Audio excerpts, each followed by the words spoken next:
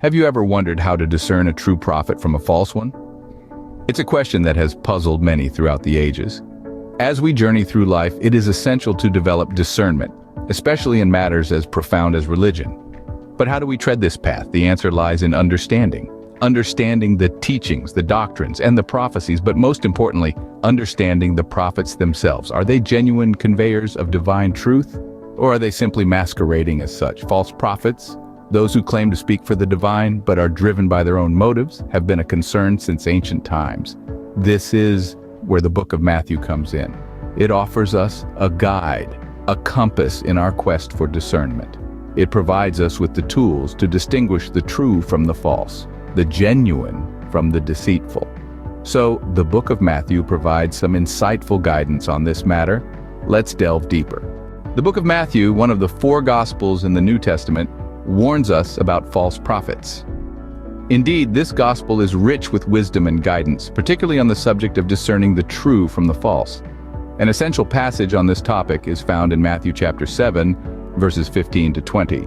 Here it is written, "Beware of false prophets, who come to you in sheep's clothing, but inwardly are ravenous wolves."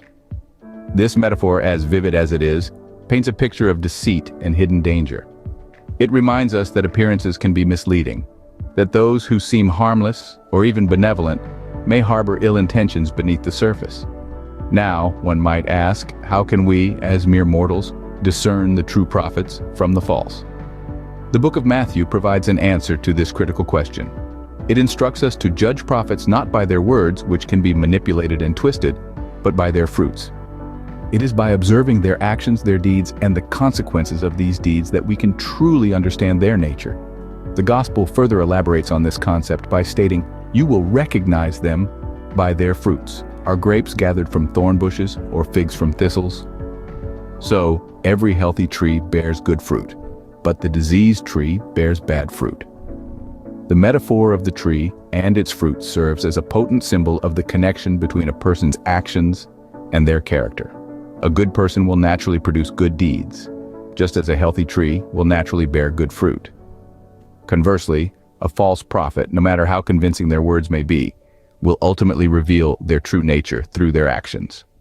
Understanding these teachings is not merely an academic exercise, it provides us with a practical tool for discerning the true from the false, the genuine from the deceptive. It reminds us to be vigilant, to look beyond appearances, and to judge individuals by their deeds rather than their words. After all, actions speak louder than words. Understanding these teachings can help us discern the true from the false. Identifying false prophets is not always easy, but it is crucial for our spiritual well-being.